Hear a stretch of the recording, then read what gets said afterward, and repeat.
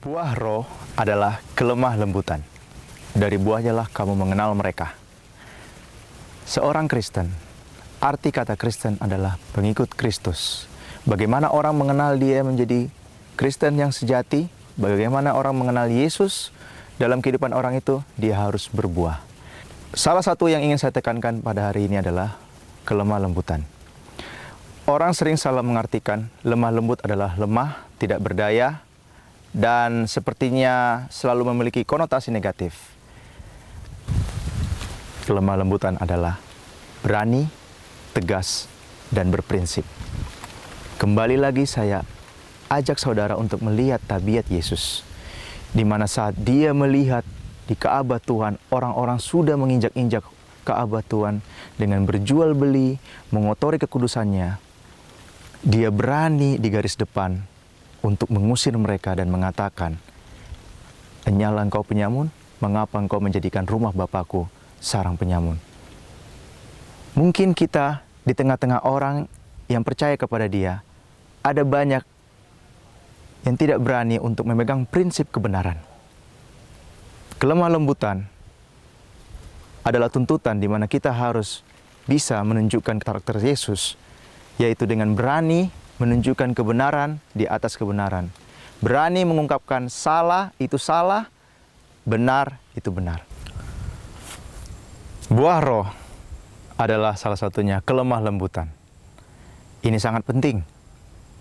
Pertama, dia harus berwibawa, memiliki karisma, sehingga orang di sekitar dia, maupun itu orang yang membenci dia, maupun mengasihi dia, salut dan segan terhadap tabiatnya.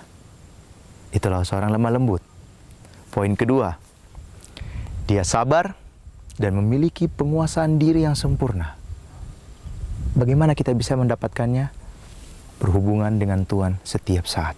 Bukan pagi, bukan siang atau malam, tapi setiap detik, seperti Henokh.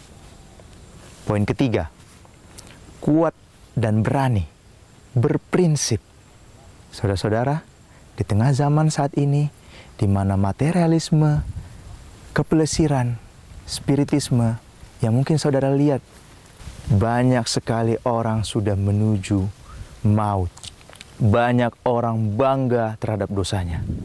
Maukah saudara menjadi wakil Tuhan di akhir zaman ini, berani berpegang pada prinsip benar di atas benar, salah itu salah. Tuhan butuh orang-orang akhir zaman untuk membawa panji-panji kebenaran, membawa kebenaran dan tidak dicampur adukan dengan hal-hal yang salah.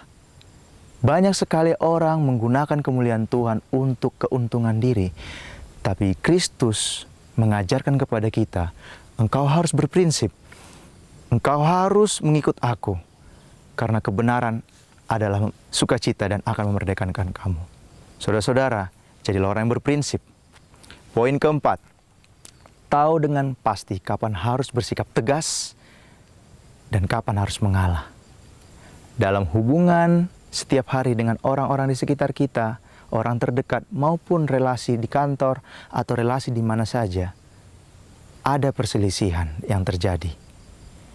Saat kita melihat itu baik, kita melihat itu benar, berani berkata untuk tegas menyampaikannya dan tidak perlu takut terhadap respon bagaimana perasaan orang itu akan tersinggung.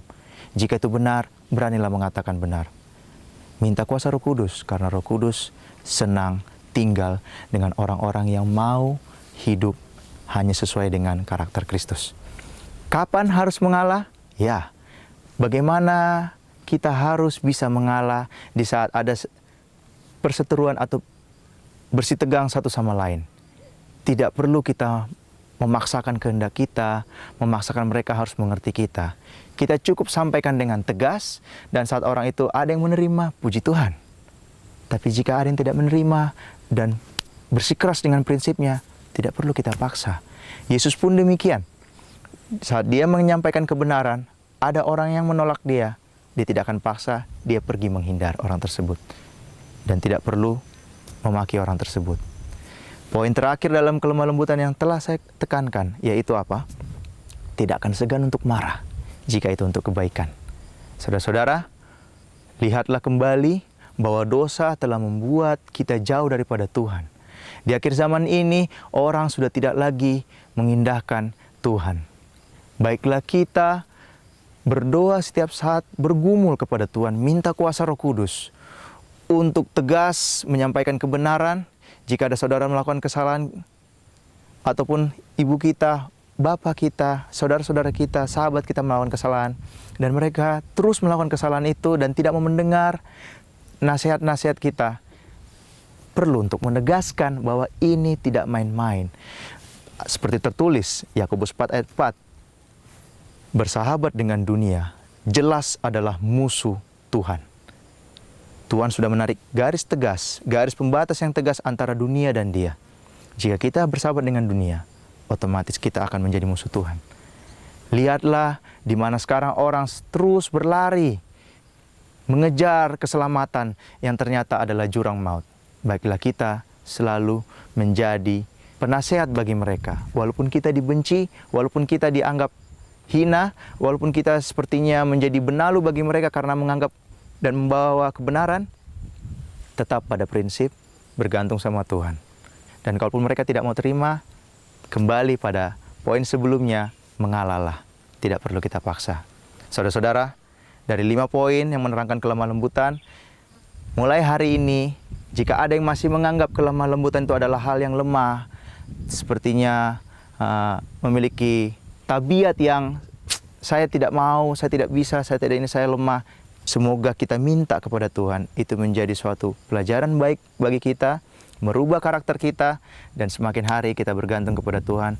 Dan yang terutama, tetaplah berdoa dan berjaga seperti Yesus mengamarkan kepada murid-muridnya. Dan itu juga menjadi pekabaran bagi kita di akhir zaman ini. Karena buah roh adalah kelemah lembutan.